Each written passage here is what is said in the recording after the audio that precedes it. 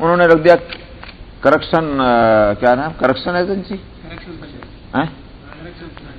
Centre, کرکشن centre, کہ بھئی یہ جو بیت الاصلاح ہیں بس یہ یہاں آئیں تو ٹھیک ہے، ان کو واعظ نصیحت کر کے کچھ ان کا وقت گزر جائے گا، ٹھیک ہو جائیں گے. وہ کہاں ٹھیک ہونے والے؟ وہ اللہ ہی ان کو ٹھیک کرے تو کرے. لیکن یہ کہ وہاں سے جو نکل کے آتا ہے وہ اور پکا مجرم بن کے آتا ہے. یہ اسلام نے یہ نہیں، اس کو نہیں پسند کیا. مجرم ہے تو جیسا جرم ویسا اس کے ساتھ معاملہ ہوگا. ہلکا جرم ہے تو ٹھیک ہے، ہلکی سزا دے لو اگر وہ پکڑا گیا. لیکن بھاری جرم، کسی کی زندگیوں سے کھیلنا، تو یہ تو کسی طرح بھی گوارا نہیں کیا جا سکتا. لہذا یہ کہ اس کو ایسی بھیانک سزا ملنی چاہیے کہ پھر آئندہ کسی کو ہمت نہ ہو ویسا جرم کرنے کی. فرمایا کہ اس سے امید ہے کہ تم بچتے رہو گے. یہاں تک تو یہ ایک مسئلہ آیا حد کا، اور اس کے بعد پھر ایک دوسرا اہم مسئلہ آ رہا ہے مالیات سے متعلق. فرماتے ہیں کتب علیکم اذا حضر احدکم الموت ان ترک خیرا الوصیۃ للوالدین.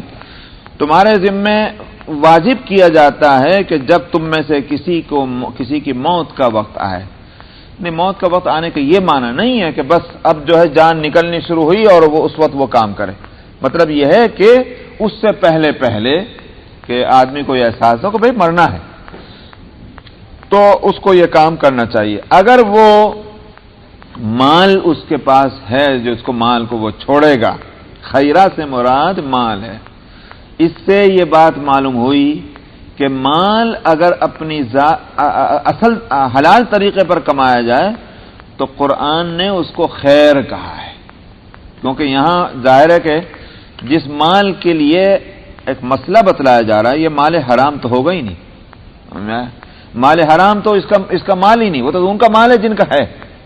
مثال کے طور پر میں کسی کا چوری کر رہا ہوں تو ظاہر ہے کہ قرآن اس کے ترکے کا مسئلہ تھوڑی بتلائے گا. میں اس کا مالک ہی نہیں ہوں، وہ تو دوسرے کو دے دینا ہے.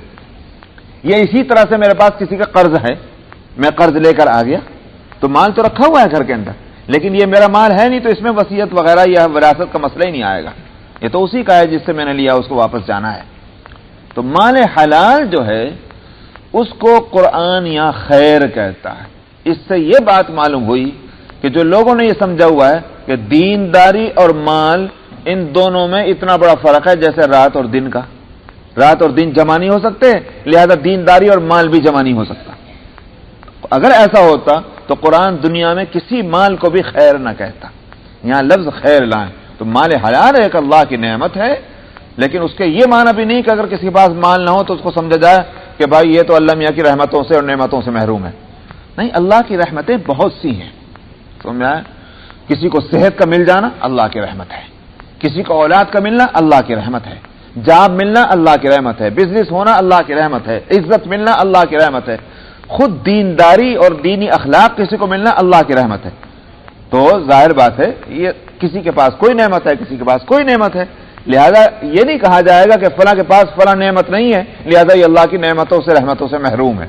یہ ہم کیسے کہہ سکتے ہیں؟ خدا جانے اس کے پاس اللہ کی کون سی نعمت ہے. لیکن حاصل یہ ہے کہ جس طرح بیمار کو یہ نہیں کہیں گے چونکہ آپ بیمار ہیں بہت دیندار معلوم ہوتے ہیں، سمجھ میں، یہ نہیں کہا جائے گا، بلکہ بیمار بھی اللہ کا بندہ ہو سکتا ہے اور اللہ کے رحمتیں اس پر ہو سکتی ہیں، اور صحت مند جو ہے تندرست پہلوان وہ بھی اللہ کی رحمتیں اس کے ساتھ ہیں. اسی طرح مالدار کے ساتھ بھی ہیں اور غریب کے ساتھ بھی ہیں. دیکھنا یہ ہے کہ یہ اللہ کا فرما بردار ہے نہیں ہے. تو یہ غریب غربت کے باوجود اگر اللہ کا نافرمان ہے یہ نہیں کہیں گے یہ اللہ کی رحمتیں اس کے ساتھ ہیں. اسی طرح مالدار کے ساتھ اگر اللہ کا نافرمان ہے تو کہا جائے گا کہ یہ غلط آدمی ہے. ہاں، کسی بھی حالت میں اگر اللہ کا فرما بردار ہے تو یقیناً اس کے ساتھ اللہ کی رحمتیں ہیں. تو فرمایا کہ اگر اس نے خیر یعنی مال چھوڑ رہا ہے تو پھر اس آدمی پر اس بات کو واجب کیا جاتا ہے، فرض کیا جاتا ہے کہ وہ وصیت کرے والدین کے واسطے، رشتہ داروں کے واسطے، معروف طریقے پر. معروف طریقے کے معنی یہ ہو گئے کہ جو جتنا قریب ہوگا اس کا اتنا ہی حصہ رکھا جانا چاہیے. یہ ہے معروف طریقہ. یہ آیت کب نازل ہوئی؟ بالکل شروع میں نازل ہوئی جس وقت تک سورہ نساء کی وہ آیت نہیں اتری تھی کہ جس میں پورا ایک ٹیبل بنا کے دے دیا گیا کہ فلاں کا حصہ اتنا حصہ ہوگا، فلاں کا اتنا حصہ ہوگا، فلاں کا اتنا حصہ ہوگا.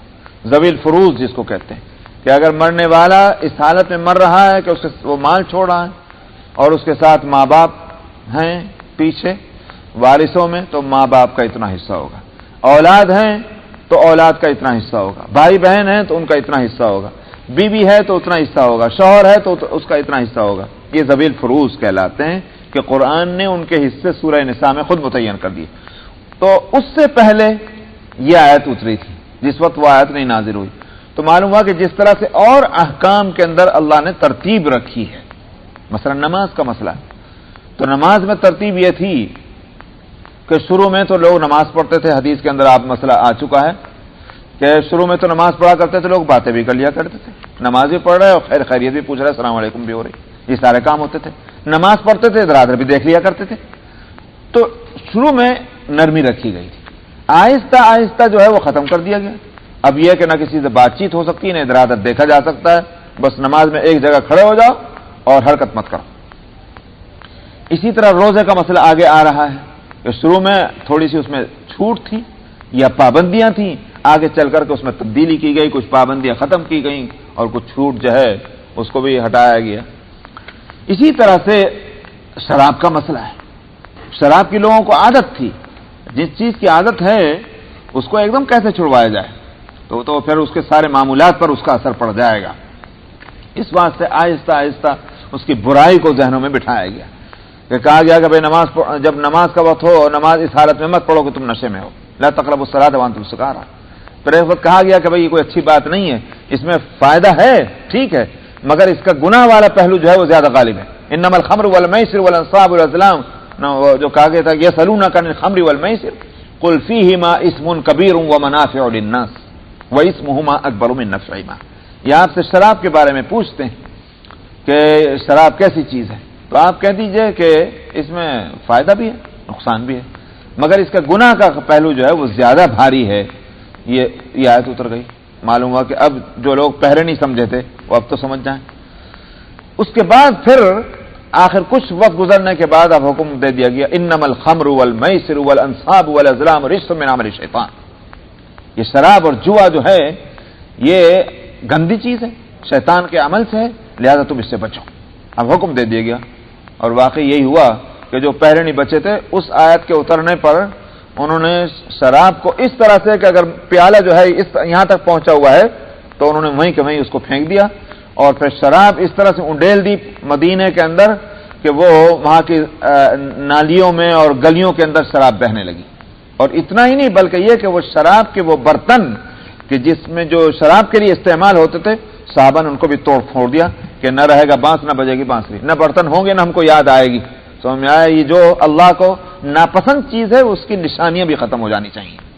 صحابہ نے تو اس آیت کا مطلب یہ سمجھا تھا، اور آج کل کے جو بڑے بڑے عقل مند ہیں وہ کہتے ہیں حرام کہاں لکھا میاں قرآن شریف میں، حرام بتائیے کہاں لکھا ہے۔ تو سمجھ میں آیا، معلوم ہوا کہ صحابہ کو بھی عقل نہیں تھی سمجھنے کی اللہ کے حکم کو جو آج سمجھنے کی کوشش کی جا رہی ہے۔ تو بہرحال میں کہہ رہا تھا کہ ترتیب ہے احکام میں۔ اسی طرح سے مالیات کے مسئلے میں کہ ایک آدمی مر رہا ہے، اب مرنے کے بعد ظاہر ہے کہ جس کا ہاتھ لگ رہا ہے وہ مال لے کے جا رہا تھا، یہ ہو رہا تھا اس زمانے کے اندر کہ جس نے جا کر مال پہ ہاتھ رکھ دیا وہ اسی کا ہو گیا، کسی نے اس کی بیویوں پہ ہاتھ رکھ دیا وہ بیوی بھی اسی کی ہو گئی، یہ ہوا کرتا تھا۔ ایک ایسے معاشرے میں کہ جس میں یہ غلط عادتیں پڑی ہوئی ہوں، ان کو ایک دم تو ٹیبل بنا کے نہیں دیا جا سکتا کہ اس طرح ہوگا، تو ایک پہلا حکم یہ دیا گیا کہ تم پر اس بات کو فرض کیا جاتا ہے کہ مال جب چھوڑ کر مرنے جا رہے ہو تو تم اس میں وصیت کر دو، مال کے اندر والدین کے واسطے بھی اور دوسرے رشتہ داروں کے لیے کہ بھائی ان کو اس طرح سے ملنا چاہیے اور تمہاری وصیت کے مطابق وہ مال مل جائے۔ جب وہ سورہ نساء کی آیتیں اتر گئیں اب اس کے بعد نبی کریم صلی اللہ علیہ وسلم نے فرما دیا کہ ان اللہ عینا، یہ کیا ہے کہ فرض حقا لذی حق فلا وصیت لوارث، اب اللہ نے ہر حقدار کے لیے اس کا حق مقرر کر دیا، اب وارث کے لیے وصیت نہیں، یعنی جن کو اللہ نے وارث بتا دیا ہے اور ان کا حصہ متعین کر دیا اب ان کے لیے کوئی وصیت نہیں ہوگی، یہ اس کے بعد آپ نے فرما دیا۔ لہذا یہ آیت جو ہے اپنے معنی اور مطلب کے لحاظ سے اس کو علماء نے اور تمام مفسرین کا اس پر اتفاق ہے بغیر کسی اختلاف کے، سب کا اس پر اتفاق ہے کہ یہ اپنے مفہوم اور معنی کے لحاظ سے اس آیت کو منسوخ سمجھیں گے، ہاں تلاوت اس کی ہوتی رہے گی۔ تو وصیت ہو والدین کے واسطے اور رشتہ داروں کے لیے قاعدے کے مطابق، اور فرمایا کہ یہ حق ہے متقین کے ولی۔ فمن بدلہ بعد ما سمعہ، جس نے سن لینے کے بعد پھر اس کو تبدیل کیا، کیا مطلب کہ وصیت کی وصیت کرنے والے نے، اور مرنے کے بعد کیا کیا، جس طرح وصیت کی تھی اس کے مطابق اس نے اس مال کا استعمال نہیں کیا، تقسیم نہیں کی، تو فرمایا کہ فإنما اسمہ علی الذین یبدلون، اس کا گناہ پھر اسی کے ذمہ رہے گا جو اس کو بدلیں گے، وصیت کو نہیں بدلنا چاہیے۔ تو اب البتہ ایک مسئلہ رہ گیا ہے، تمام فقہا کا اس پر اتفاق ہے کہ جن کو اللہ نے وارث بنا دیا ہے ان کے حق میں تو اب کوئی وصیت نہیں ہوگی، بلکہ جتنا جس کا حصہ ہے اتنا اس کو دے دیں گے۔ مثلا والدین ہیں، ماں باپ کے لیے چھٹا حصہ رکھا ہے قرآن نے، چھٹا حصہ مال کا اس کو دے دیں گے۔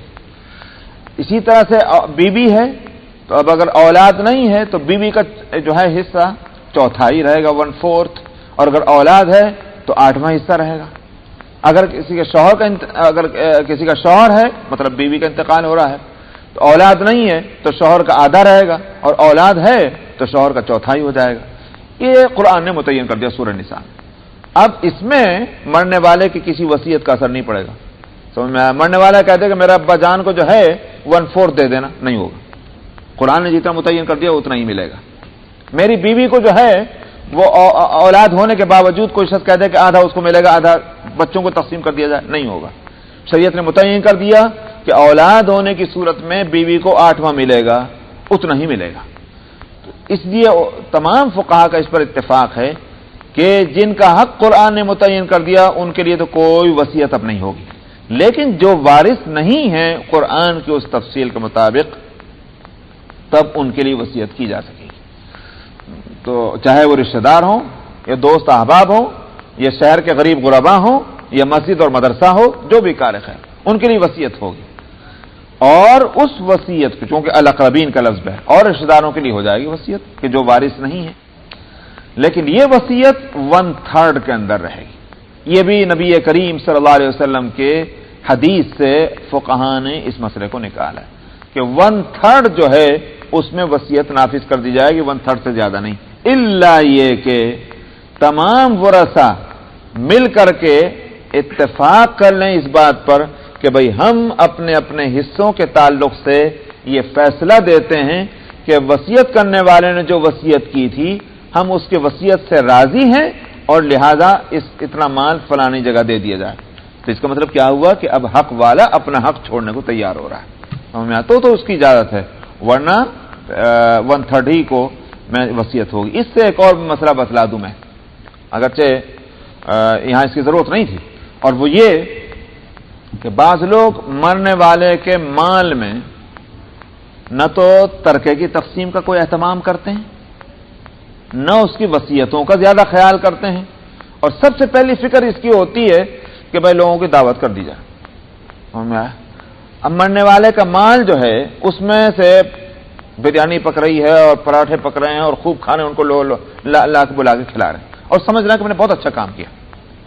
گناہ ہے یہ، خوب سمجھ لیجیے، سخت گناہ ہے، وہ اس کو تو ثواب ملے گا، جو کچھ ملے گا اللہ جانے، لیکن جو لوگ یہ کام کر رہے ہیں وہ گناہ کر رہے ہیں، کیونکہ وہ مال اس کا جو ہے وہ ورثہ کا حق بن چکا ہے، اور کسی ایک وارث کو، چاہے وہ بڑا بیٹا ہی کیوں نہ ہو، چاہے بیگم ہی کیوں نہ ہو، اور چاہے شوہر ہی کیوں نہ ہو، کسی کو یہ حق نہیں ہے کہ دوسروں کے حق میں خود وہ تصرف کرے۔ اس لیے کہ مرنے والا جب مر گیا تو ترکہ جو ہے وہ اس کی تقسیم ہونی چاہیے، تقسیم کے بعد ورثہ کو یہ پورا حق ہوگا کہ وہ جو چاہے سو کرے، لیکن تقسیم سے پہلے ایک وارث کیسے اس کے اندر تصرف کر رہا ہے مرنے والے کے مال کے اندر۔ اس لیے میں نے کہا کہ یہ سب کے سب گنہگار ہو رہے ہیں، تو اس لیے اس سے بچنا چاہیے۔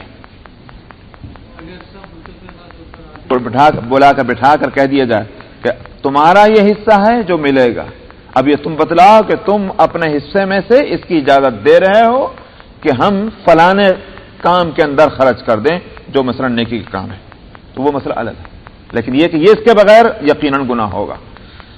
تو ایک تو یہ بات ہوئی، بہرحال وصیت اور وراثت کا یہ مسئلہ اس طرح سے فرمایا کہ فمن بدلہ، جس نے وصیت کو سن لینے کے بعد پھر اس کے اندر تبدیلی کی، اس کا گناہ انہی لوگوں کے اوپر ہوگا جو اس کو پتہ ڈالیں گے. ان اللہ سمیع علیم، خوب سن لو، اللہ میاں سننے والے بھی ہیں اور جاننے والے بھی ہوں. تو اس بات سے مت سمجھو کہ بس تم نے سنا تھا اور کسی اور نے تو سنا نہیں لہذا بدل دو. اس لیے فرمایا اللہ سننے والے ہیں اور جاننے والے بھی ہیں.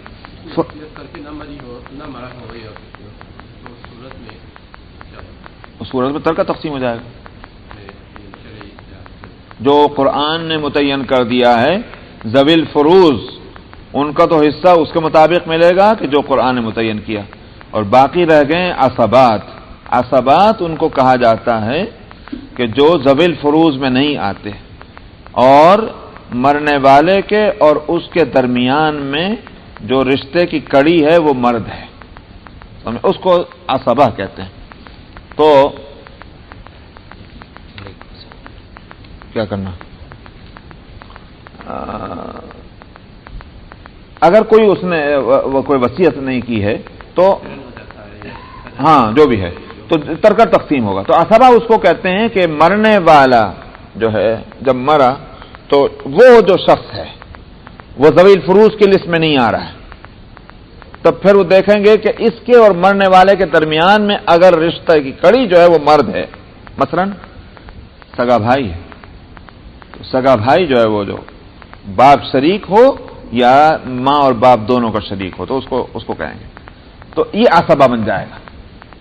تو عصبہ جو ہے ذوی الفروض کو قرآن کی اس تصریح کے مطابق دے دینے کے بعد جو بچے گا وہ عصبات کا حصہ ہوتا ہے.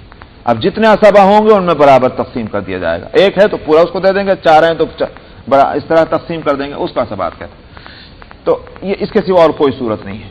خود سے ورثہ جو ہیں وہ خود تجویز کر لیں کہ بھئی کوئی ایک وارث کہ نہیں صاحب ہم کو یہ نیکی کا کام بھی کرنا ہے تاکہ ثواب ملتا رہے، سب مل کر تو کر سکتے ہیں، کوئی ایک وارث ایسا نہیں کرے گا. تو وصیت کرنا مرنے والے ہی کا جو ہے، جو مال کا اصل مالک تھا وہ اسی کا حق ہے. فمن خاف من موص جنفا او اثما فاصلح بینہم فلا اثم علیہ. تو صاحب ہو سکتا ہے جس وقت یہ آیت اتری تھی اس ماحول میں کہ صاحب وارث قرآن نے کوئی متعین نہیں کیا، بس وصیت کرو کس کو کتنا دینا ہے. اب یہ تھا کہ معروف کی قید لگائی تھی، قاعدے کے مطابق وصیت ہونی چاہیے تھی. میں نے کہا تھا اس وقت ابھی جو میں ترجمہ کر رہا تھا کہ معروف کے معنی یہ ہوئے کہ جو جتنا قریب ہے مرنے والے سے اس کا اتنا حصہ ہونا چاہیے یا ایک اس کا حصہ ضرور ہونا چاہیے. لیکن مرنے والے نے کیا کام کیا کہ دو بھائیوں کو مثلا وہ وصیت کر رہا ہے کہ دونوں بھائیوں کو دیا جائے، مگر ایک کو کہتا ہے کہ 8 آنے دے دینا، 50 پیسے دے دینا، اور دوسرے کو کہتا ہے 1 پیسے دے دینا. یہ تو بڑی زیادتی کی بات. اور بلکہ ہو کیا رہا ہے، جس کو 1 پیسہ دینا چاہتا ہے وہ بیچارہ غریب ہے، اور جس کو 50 پیسے دینے کی وصیت کر رہا ہے وہ بیچارہ مالدار ہے. تو یہ زیادتی ہو رہی ہے. یا اسی طرح سے دور کے رشتہ دار کو وہ زیادہ دینے کی وصیت کر رہا ہے اور قریب کا جو رشتہ دار ہے جو اس کے دکھ درد میں شریک رہا ہے اس کو وہ بہت تھوڑا دے رہا ہے، تو ظلم ہے. اس لیے یہاں فرمایا کہ اگر کسی کو وصیت کرنے والے کے تعلق سے ظلم کی اور زیادتی کا خوف ہے، کیونکہ اگر ایسی وصیت کو لے کے بیٹھیے تو پھر کیا ہوگا، جھگڑے ہوں گے. تو ہمیں آیا کہ جنہوں نے محنتیں کی تھی، جنہوں نے تیمارداریاں کی تھیں وہ محروم ہو گئے، اور جو اپنے مونچھوں کو تاؤ دیا کرتے تھے وہ ان کو زیادہ مل گیا، تو جھگڑے ہوں گے. اس لیے کہا کہ اگر یہ ڈر ہو وصیت کرنے والے کے تعلق سے کہ اس نے ظلم اور زیادتی کی ہے فاصلح بینہم، تو وہ اصلاح کرے ان کے درمیان میں. اصلاح کی دونوں صورتیں ہیں. قرآن نے یہاں لفظ اصلاح کہا، یہ نہیں کہا کہ تم ٹھیک ٹھیک تقسیم کر دینا. قرآن نے کہا اصلاح کرو ان کے درمیان. اصلاح کی 2 صورتیں. ایک صورت تو یہ ہے کہ بھئی ٹھیک ہے تم اس مال کو سب کو بٹھا کر کے اور ان کے مشورہ کر کے اور مناسب طریقے پر تم تقسیم کر دو، یہ بھی اصلاح ہے. دوسری صورت اصلاح کی یہ ہے کہ تقسیم اسی طرح ہو جس طرح وصیت کرنے والے نے وصیت کی، مگر تم بیٹھا کر واعظ نصیحت کر کے ان کو تسلی دے کر کے ان کو حکمتیں بتلا کر کے ان کو ان کے اندر سے وہ غصہ جو تھا وہ غصہ دور کر دو اور ان کو مطمئن کر دو کہ بھئی جو کچھ ہے وہ اسی طرح ہو لینے دو.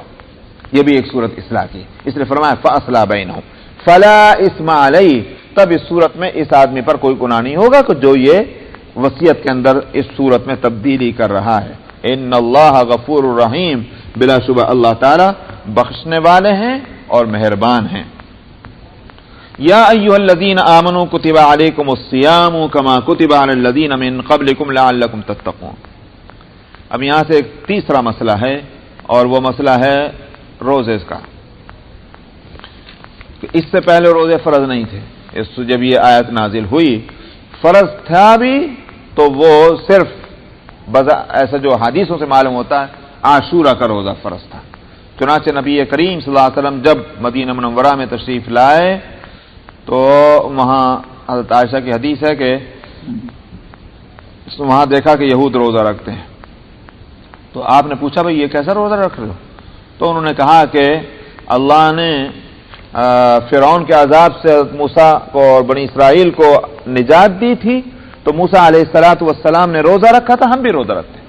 تو آپ نے فرمایا کہ انا احق بموسیٰ منکم، تو موسیٰ نے ایک اچھا کام کیا تھا تو مجھے زیادہ حق ہے کہ میں اس اچھے کام کو کروں. تو فصام اور فامر بالصیام، ہی آپ نے روزہ رکھا اور آپ نے عاشورہ کے روزہ رکھنے کا حکم دیا. تو شروع میں جب آپ مدینہ تشریف لائے تو وہ صرف وہ ایک روزہ تھا، یا پھر جب بھی آدمی کو دل چاہے روزہ رکھ لے، لیکن رمضان کے روزے اس وقت تک فرض نہیں ہوئے تھے. یہ آیت پہلی اتری ہے روزوں کے فرضیت کے تعلق سے.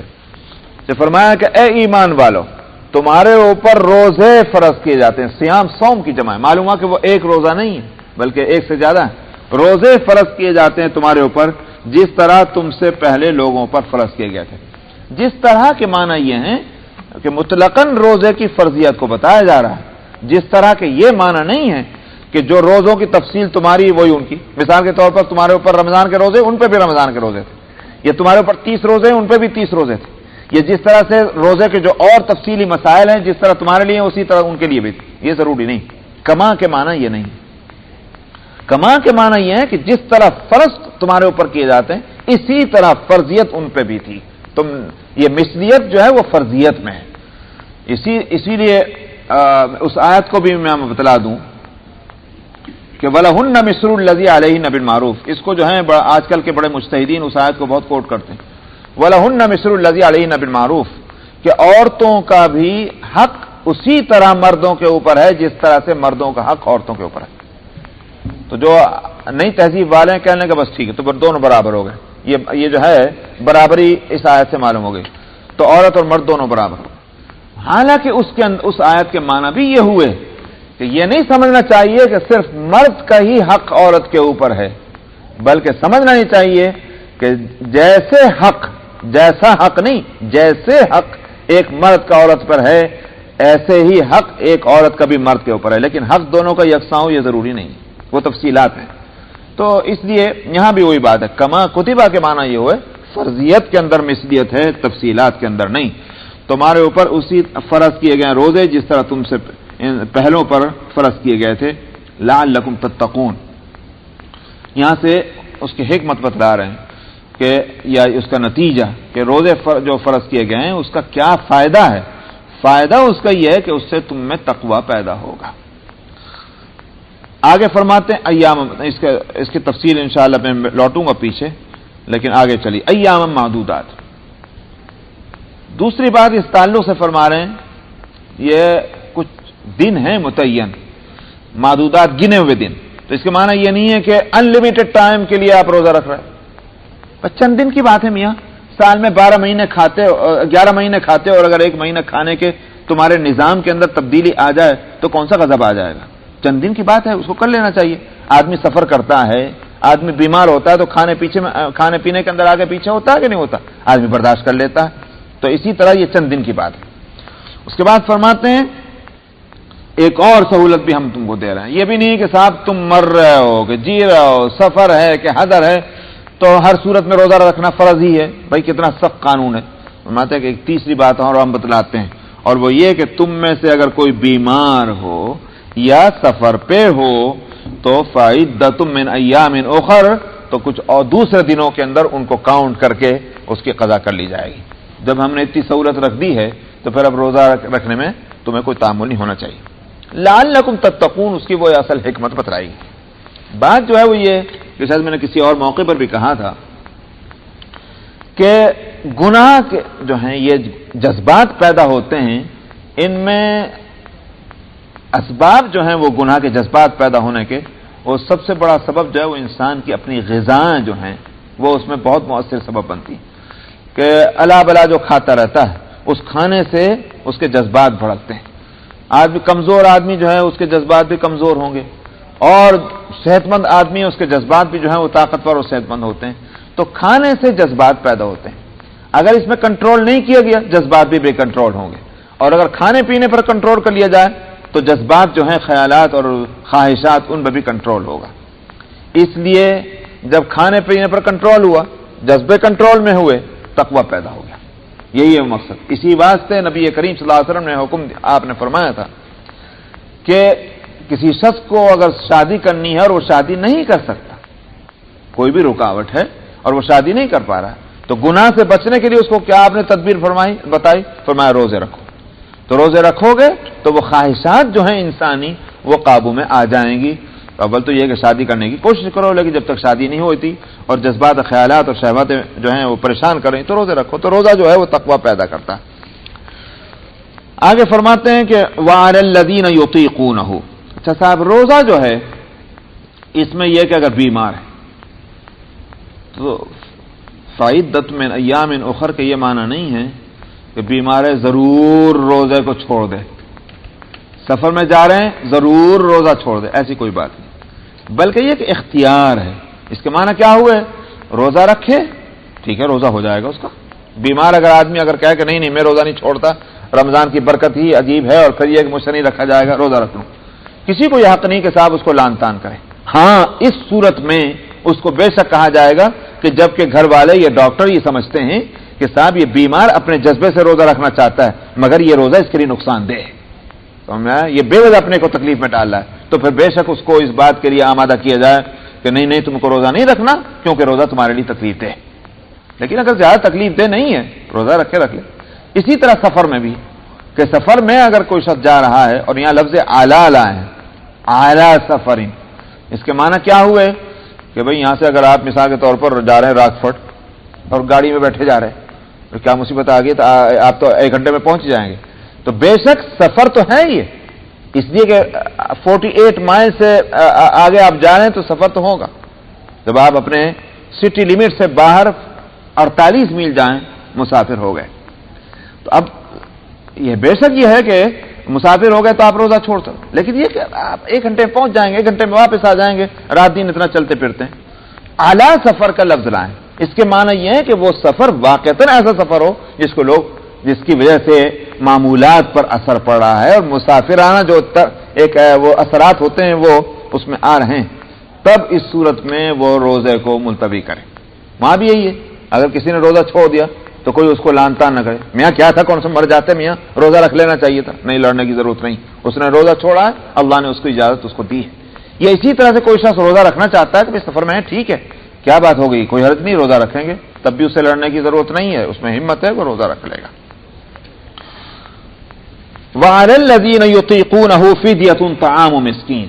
میں نے کہا تھا کہ کچھ اور جو سہولتیں تھیں اس میں تنگیاں کی گئیں، اور کچھ تنگیاں تھیں اس میں سہولت کی گئی ہے. پہلے سہولت یہ تھی جس کو یہاں کہا گیا، جن میں روزہ رکھنے کی طاقت ہے تو اور وہ روزہ نہیں رکھنا چاہیں تو ان کے لیے فدیہ ہے مسکین کے کھانا کھلانے کا، وہ فدیہ دے سکتے ہیں جن میں طاقت ہے. یہ تھا شروع میں، معلوم ہوا روزہ فرض بھی کیا جا رہا ہے، اور اس کے باوجود ایک سہولت یہ ہے کہ اگر نہیں رکھنا چاہتے فدیہ دے دو بھائی. یہ ایک سہولت پہلے تھی. ایک مسکین کا کھانا جو ہے اس کی 2 صورتیں ہیں، یا تو بلاؤ اور اس کو پیٹ بھر کے کھلا دو. کیا کھلا دو؟ جو آپ کھاتے ہیں وہی کھلائیں گے. یہ نہیں کہ صاحب آپ تو کھا رہے ہیں روٹی اور سالن اور چاول اور اس کو کہتے ہیں لے بھائی 2 روٹی لے بھاگ جا، سمجھ میں آیا؟ بلکہ جو آپ کھانا کھاتے ہیں وہی کھلائیں. نہ اس کے لیے اس کی کوئی ضرورت ہے کہ صاحب آپ تو مثال کے طور پر 1 سالن اور روٹی کھا رہے ہیں اور آپ اس کے لیے اہتمام کریں کہ صاحب اس کے لیے آپ بہترین کھانا ضیافت تیار کریں.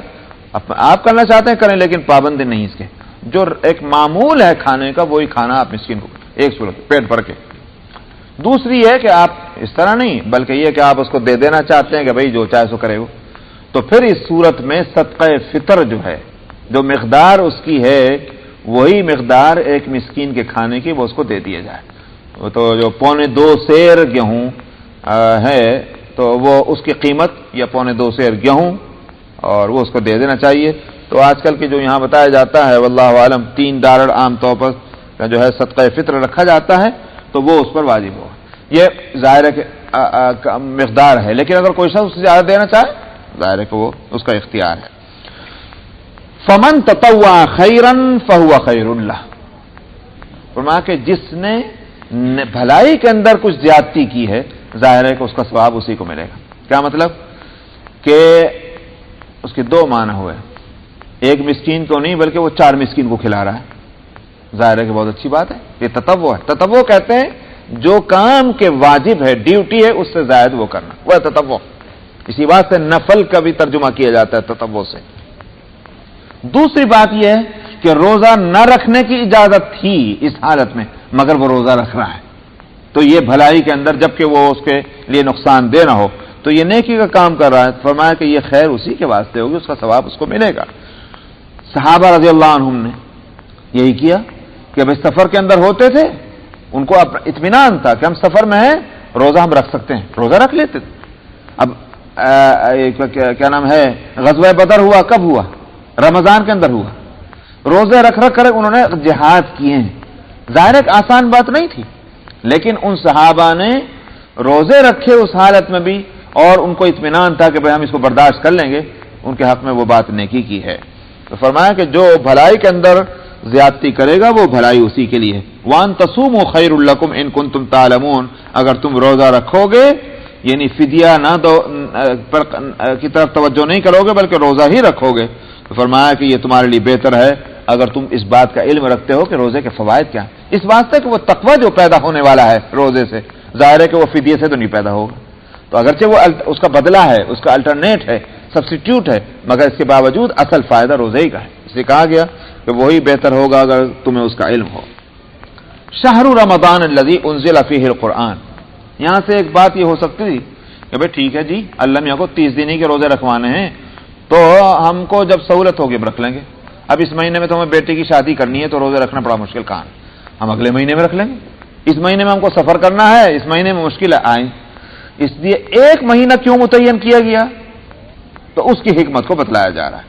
فرماتے ہیں کہ کام کا جو ایک وقت متعین کیا جاتا ہے اس میں حکمت ہے. مثال کے طور پر فجر کی نماز ہے، ظہر کی نماز ہے، عصر کی نماز ہے، ان کے اوقات متعین ہیں کہ ان الصلاۃ کانت علی المؤمنین کتابا موقوتا، وقت کے تعین کے ساتھ اللہ نے نمازیں رکھی. کوئی شخص آ کر کہنے لگے ارے میں یہ بھی کوئی بات ہے، 5 ہی نمازیں تو پڑھوانی ہیں، وہ کسی وقت پڑھ لیں، میں شام کو اپنے کام سے فارغ ہو گئے سب کو اکٹھا کر لیں گے، یہ جاب پہ جانے سے پہلے سارے 5 پڑھ لیں گے. تو یہ 5 نمازیں تو ہیں مگر وہ جو اوقات کی جو حکمت تھی وہ ختم ہو گئی. اب حکمتیں ہم کو معلوم ہی ہوں یہ ضروری نہیں، اللہ کو معلوم ہے کہ اس نے کسی حکمت کی وجہ سے وہ وقت متعین کیا ہے.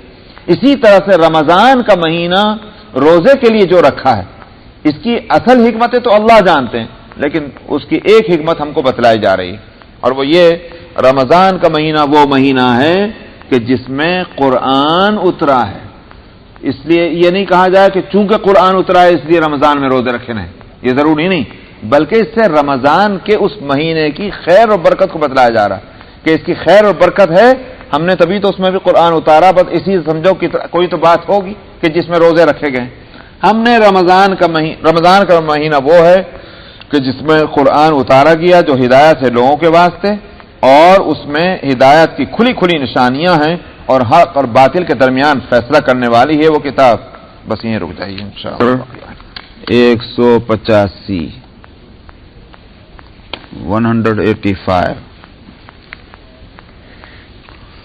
اعوذ باللہ من الشیطان الرجیم بسم اللہ الرحمن الرحیم شہر رمضان الذی انزل فیہ القرآن ھدی للناس وبینات من الھدی والفرقان فمن شهد منكم الشهر فليصمه ومن كان مريضا أو على سفر فعدة من أيام أخر युरीदु अल्लाहु बिकुमुल युस्रा वला युरीदु बिकुमुल उस्रा वलितुकमिलुल इद्दता वलितुकब्बिरुल्लाह अला मा हदाकुम वलितुकब्बिरुल्लाह अला मा हदाकुम वलअल्लकुम तशकुरून। वइज़ा सअलक इबादी अन्नी फ़इन्नी क़रीब उजीबु दावतद्दाइ इज़ा दआनि फ़ल्यस्तजीबू ली वलयुमिनू बी लअल्लहुम यरशुदून। उहिल्ल लकुम लैलतस सियामि रफ़सु इला निसाइकुम हुन्न लिबासुल लकुम व अंतुम लिबासुल लहुन्न। अलिमल्लाहु अन्नकुम कुंतुम तख्तानून अनफुसकुम फताब अलैकुम व अफ़ा अन्कुम फ़ल्आन बाशिरूहुन्न वब्तगू मा कतबल्लाहु लकुम वकुलू वश्रबू हत्ता यतबय्यन लकुमुल खय्तुल अब्यदु मिनल खय्तिल अस्वदि मिनल फज्रि सुम्मा अतिम्मुस सियाम इलल लैल वला तुबाशिरूहुन्न वअन्तुम आकिफून फिल मसाजिद तिल्का हुदूदुल्लाहि फला तक़रबूहा कज़ालिका युबय्यिनुल्लाहु आयातिही लिन्नासि लअल्लहुम यत्तक़ून। वला तअकुलू अम्वालकुम बैनकुम बिलबातिल वतुदलू बिहा इलल हुक्काम लितअकुलू फरीक़म मिन अम्वालिन नासि बिल इस्मि व अंतुम तालमून। सदक़ल्लाहुल अज़ीम।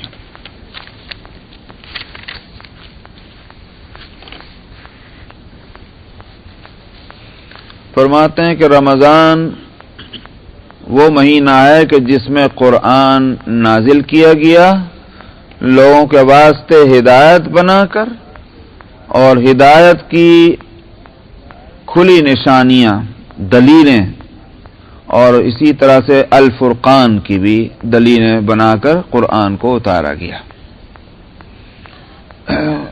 गुज़िश्ता आयत में रमज़ान के रोज़े की फर्जियत बतलाते वक्त चंद बातें ये कही गई थी कि इसका फ़ायदा है। एक फ़ायदा यह है कि उससे तक़वा हासिल होता है। तो इस फ़ायदे के लिए आदमी को मेहनत करनी चाहिए। आखिर फ़ायदों के लिए ज़िंदगी में मेहनतें और होती हैं। तो अगर रोज़ा रखना मुश्किल मालूम हो रहा हो तो देखना यह है कि इस मुश्किल के मुकाबले में हासिल होने वाला फ़ायदा अहम है कि नहीं। अगर फ़ायदा अहम है तो उसके लिए तकलीफ उठाई जा सकती है। दूसरी बात यह कि वो तकलीफ भी कोई ऐसी नहीं है कि सिर्फ मुसलमानों को उसमें मुब्तला किया गया है बस, बल्कि यह कि पिछली शरीयतों में भी रोज़ा रखा गया।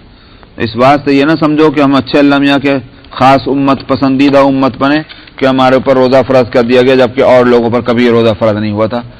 तो ये ना समझा जाए। तीसरी बात उस सिलसिले में यह कही गई कि ऐसा भी नहीं है कि तुम चाहे मरो कि जियो, कुछ भी हालत हो तुमको रोज़ा रखना ज़रूरी है, बल्कि यह कि अगर सफ़र हो, बीमारी हो तो रोज़े को मुलतवी कर सकते हो और दिनों में जब सहूलत हो उस वक्त रोज़ा रख लो। इतनी सहूलतें जब दी जाएं तो फिर हुक्म शरीयत को सख्त नहीं कहा जाएगा। یہاں چوتھی بات یہ کہی گئی ہے کہ رمضان کا مہینہ جو ہے وہ ہم نے اس لیے رکھا ہے روزوں کے واسطے کہ یہ بڑی برکت والا مہینہ ہے، اس کے اندر قرآن اترا ہے، اور قرآن جو ہے وہ ایک عظیم نعمت ہے اللہ سبحانہ و تعالیٰ کی، اس واسطے کہ یہ کتاب ہدایت ہے۔ اس سے انسان کو زندگی گزارنے کا اور صحیح طریقے پر زندگی گزارنے کا طریقہ معلوم ہوتا ہے۔ ہدایت کی کتاب ہے، اور الفرقان ہے اس لیے کہ حق اور باطل کے درمیان قرآن آ کر کے فیصلہ کر دیتا ہے، کیا ہے حق اور کیا ہے باطل، یہی الفرقان ہے۔ فرقان فارق کا سپر فارم ہے، فارق فرق سے ہے، جو چیز ایک کو دوسرے سے جدا کرنے والی ہو۔ تو قرآن جو ہے وہ اور اللہ کی ہر کتاب، اسی واسطے تورات کو بھی فرقان کہا گیا، انا انزلنا التوراۃ فیہا ھدی ونور، اور الفرقان کا بھی لفظ ہے کہیں۔ تو اللہ کی تمام کتابیں الفرقان ہیں، قرآن شریف کو بھی الفرقان اسی معنی میں کہا گیا کہ حق اور باطل واضح ہو جاتے ہیں قرآن کی روشنی میں۔ حق اور باطل کا واضح ہونا ظاہر ہے کہ اللہ کی ایک نعمت ہے، تو اس مہینے کے اندر یہ کتاب اتاری، یہ برکت والا مہینہ ہے، اس لیے اس میں روزے رکھنا بہت اچھی بات ہوگی۔ اگر تم سفر میں ہو اور سفر میں ہوتے ہوئے کوئی زیادہ تکلیف نہ ہو روزہ رکھنے میں، تو پھر رمضان ہی میں روزہ رکھنا بہت اچھی بات ہوگی، اس لیے کہ روزہ اور دنوں میں رکھو گے روزہ تو ہو جائے گا، مگر وہ رمضان کی برکت وہ اس سے تو محروم ہو گئے۔ وہ روزہ رمضان کے برکت والے دنوں میں رکھنے میں ظاہر ہے کہ اور بھی زیادہ فضیلت ہوگی۔ فمن شہیدہ منکم الشہر فلیصم، تو جو رمضان کا مہینہ پائے اس کو چاہیے کہ وہ روزہ رکھے۔ پچھلی آیت میں یہ کہا گیا تھا وَعَلَى الَّذِينَ يُطِيقُونَهُ فِدْيَةٌ طَعَامُ مِسْكِينٍ، جن میں روزہ رکھنے کی طاقت ہو اور وہ روزہ نہ رکھنا چاہیں تو ٹھیک ہے، ہم ایک اور سہولت دیتے ہیں کہ بھائی فدیہ دے دو، ایک غریب کو کھانا کھلا دو تو تمہارے ذمے سے وہ روزہ ساقط ہو جائے گا۔ یہ ایک سہولت دی تھی، یہاں آ کر کے اس کو ختم کر دیا گیا۔ اب یہ سہولت نہیں ہے، طاقت ہے تو روزہ رکھنا ہے، جس نے رمضان کا مہینہ پا لیا اس کو روزہ رکھنا ہے، تو وہ حکم منسوخ ہو گیا، کینسل ہو گیا۔ جہاں تک رمضان کے مہینہ پانے کا مسئلہ ہے اس کے لیے لفظ شہیدہ لائیں۔ شہیدہ کے معنی ہے کسی چیز کا مشاہدہ کرنا، کسی چیز کو آنکھ سے دیکھنا، اسی واسطے شہادت کا آپ انگلش میں ترجمہ کرتے ہیں وٹنس، تو وٹنس تو وہی ہوگا کہ جس نے اس واقعے کو، اس بات کو اپنی آنکھ سے دیکھا ہوگا، اس کو آپ وٹنس کہیں گے۔ یہ نہیں ہوگا کہ صاحب ہم نے سنا ہے، سننے والے کو تو وٹنس نہیں کہیں گے، اپنی آنکھوں سے دیکھے تو اس کو وٹنس۔ شہیدہ مشاہدہ، جس نے رمضان کے مہینے کو دیکھا، اب دیکھنا مہینہ نہیں ہوتا بلکہ جس چیز سے وہ مہینہ شروع ہو رہا ہے اس کو دیکھا، اور آگے آئے گی آیت اگلے رکوع میں، وہاں کہا گیا کہ یہ چاند ہے، تو چاند کو دیکھنے سے مہینہ شروع ہوتا ہے، چاند کے دیکھنے سے مہینہ ختم ہوتا ہے، لہذا جس نے چاند دیکھا اس کے دن میں روزے رکھنے فرض ہو گئے۔ اب دیکھنے کی دو صورتیں ہیں، ایک صورت تو یہ ہے سبھی لوگوں نے چاند دیکھ لیا، رؤیت عام ہوئی ہے، اور کوئی نہ دیکھنا چاہے بات الگ ہے، مگر جنہوں نے دیکھا سب کو نظر آ گیا۔ تو اس کے لیے یہ ضروری نہیں ہے کہ ہر آدمی کو چاند دیکھنا ہوگا، جب تک وہ چاند نہ دیکھے جب تک وہ روزہ نہیں رکھے گا۔ انہوں نے کہا تو ٹھیک ہے گھر میں بیٹھے رہو، چاند دیکھنا بھی نہیں اور روزے رکھنا بھی نہیں۔ ظاہر ہے کہ وہ مقصد نہیں ہے، بلکہ مقصد یہ ہے کہ اس کا اگر کچھ لوگوں نے دیکھ لیا تب بھی کافی ہوگا، تو رؤیت عام ہو جائے چاہے ہر ایک کا دیکھنا تب بھی ضروری نہیں، یا اگر رؤیت عام نہ ہو ایک آدھ آدمی نے دیکھ لیا کافی ہوگا۔ اس سلسلے میں شوافع تو کہتے ہیں کہ بھئی رمضان کا مہینہ شروع ہونے کے لیے بھی اور رمضان کا مہینہ ختم ہونے کے لیے بھی ایک آدمی کا چاند دیکھ لینا کافی ہے، اور کوئی بھی حالت ہو، یعنی کوئی بھی حالت ہونے کے معنی یہ ہے کہ چاہے بادل ہو اور چاہے بادل نہ ہو، مطلع صاف ہو، ہر صورت میں ایک آدمی چاند دیکھ لے رمضان کا مہینہ شروع، اور ایک آدمی چاند دیکھ لے تو رمضان کا مہینہ ختم۔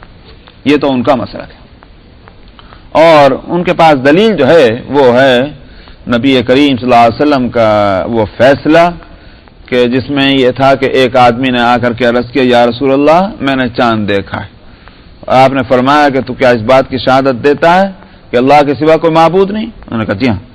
شہادت دیتا ہے کہ میں اللہ کا رسول ہوں؟ کہ جی۔ تو آپ نے کہا کہ جا کے اعلان کر دو کہ اب رمضان جو ہے وہ مہینہ ختم ہو گیا، اور اس کی شہادت کو آپ نے معتبر مانا۔ ایک شہادت تھی، ایک شہادت کی بنیاد پر آپ نے فیصلہ کر دیا۔ شوافع اس حدیث کو لے لیتے ہیں۔ حنفیہ کہتے ہیں کہ رمضان کا مہینہ شروع ہونے کے لیے تو ایک کافی ہے، بالکل صحیح، ایک شہادت ملے گی ہم اس کو لے لیں گے، لیکن عید کا جو مسئلہ ہے اس میں یہ کنڈیشن ہے کہ اگر مطلع صاف نہیں ہے، بادل ہیں، تب بھی ہم ایک شہادت کو لے لیں گے، کیونکہ بھائی ہو سکتا ہے کہ ایک آدمی کو نظر آیا فوراً بادل آیا، دوسروں کو نظر نہیں آیا، ایسا ہوتا ہے، لہذا ایک کو نظر آ گیا لے لیں گے ایک، اور وہی حدیث بنیاد بنے گی جو حدیث شوافی کے لیے دلیل ہے۔ لیکن اگر مطلع صاف ہے، بادل نہیں ہے، تو پھر ایک آدمی کی شہادت کو ہم نہیں لیں گے، کیوں آخر ایک ہی کو نظر آیا دوسرے کو نظر نہیں آیا؟ اور پھر یہ کہ رمضان جو ہے